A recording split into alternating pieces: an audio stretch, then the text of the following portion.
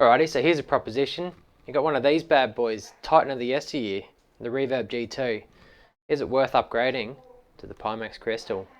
Alright, let's dive into that one. Alrighty, so the Reverb G2. Why do we all upgrade to this or start out in the VR market? Two reasons. Inside out tracking and ease of use. Okay, so this provided very high clarity, beautiful finish, nice and comfortable to wear, built-in speakers, had everything you wanted as a sim racer. You know, you didn't have to hang lighthouse trackers. It just worked. So question is, why would you go and upgrade to the PIMAX CRYSTAL? Okay, so the big one is the lenses. Okay, so a definite upgrade going from the Reverb G2 to the PIMAX CRYSTAL. The thing about these lenses are, they're Fresnel lenses, right? So as good as the displays in them are, you're going to be limited to a really narrow sweet spot, and then you're going to be experiencing banding as you get wider out. Okay, so I liken it to looking through a 20-cent piece or whatever country you're in.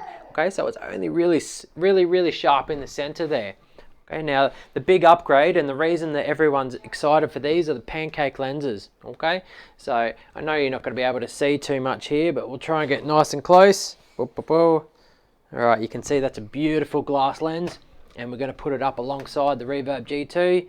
Now I don't know if you can see that there. Ooh, not doing too good, but there's actually the Fresnel lenses there. They actually have, like, let's see if we can get a bit of a side angle. Actually have like rings. Okay, so as you go further out, you can definitely see those rings. Now it is clear. I'm not trying to say that it's not a beautiful clear headset. We're here to discuss if it's worthwhile upgrading. Okay, so the big one there, the lenses, that's point one. Number two, the comfort. I actually believe that this headset is more comfortable to wear, even though there's a weight discrepancy, than the Reverb G2. Now, it is much heavier, don't get me wrong. It feels like, just holding these two here, it's nearly twice the weight. Now, that's a big deal if you're using it for a long-term race or sim or whatever your use is. Okay, so point number three, why you might want to upgrade, field of view. Now, this is a big one for a lot of people. Now, the Reverb G2, whilst it did have a really good field of view, this is a definite upgrade. We're pushing near 103, 102 degrees horizontal, and I believe the Reverb G2 was around the 90 degrees. Now, it doesn't sound like much of a difference, but when you can use your peripherals to see everything, that is a huge difference. Okay, so field of view is a big one. Okay, so point number four, why you might want to upgrade to this headset, eye tracking. Okay, so there's multiple different reasons why you might want to consider eye tracking a benefit, but the big one here is auto IPD. Okay, so it can register where your eyes are, and it will shuffle those lenses to where they are appropriate. Perfect IPD setting every single time. Now the other one is called foveated rendering. Okay, so there's been discussions on how beneficial this is at the moment, but I can tell you that I'm definitely already getting around 20 to 40% increase in frame rate, and that is without native support in the applications. Okay, so big shout out to Matt and Butchia here. He's created the PIMAX XR software integration for us so that we can use the foveated rendering, and we can get around 20% gains already. So 20 to 40% I'm finding, which is absolutely fantastic. You know, that brings systems that couldn't potentially run these resolutions into the fold again. So it's a definite benefit having eye tracking here.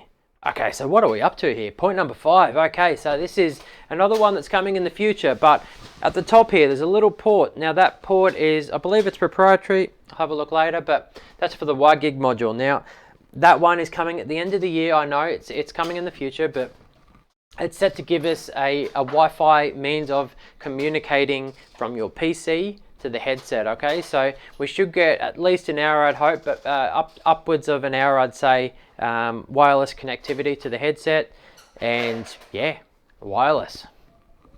And last but not least, point number six, I believe, is the Lighthouse tracking capabilities. Once again, they're working on this, but the faceplate here will pop off and we will be able to attach our Lighthouse trackers on. Okay, so I believe it might be the entire faceplate here, but That is going to give us the ability to have perfect tracking, use the index controllers or whatever controllers are Lighthouse capable, and yeah, it's going to have the perfect 3D space tracking instead of relying on the inside out tracking. Okay, so here's an extra one here. Number 7 we're going for is software. Okay, so the Reverb G2, whilst being supported, runs Windows Mixed Reality. It works fine. It's a little bit clunky, but it works. Okay, so PIMAX, they are a brand that is in the space. They're updating.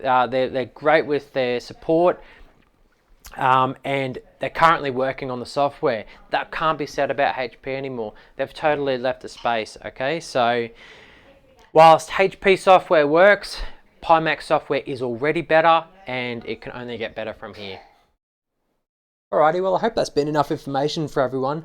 The PIMAX CRYSTAL is such a beast of a headset, and we've had such a massive generational leap of technology, and I'm just so happy to have it in my hands finally. Any questions, please chuck them down in the comment section. If you made it this far, I very much appreciate a thumbs up, subscribe if you could. Gonna have some more stuff. Any requests, chuck them down in the comments, and I'll see what I can do. Alright guys, I'll see you in the next one.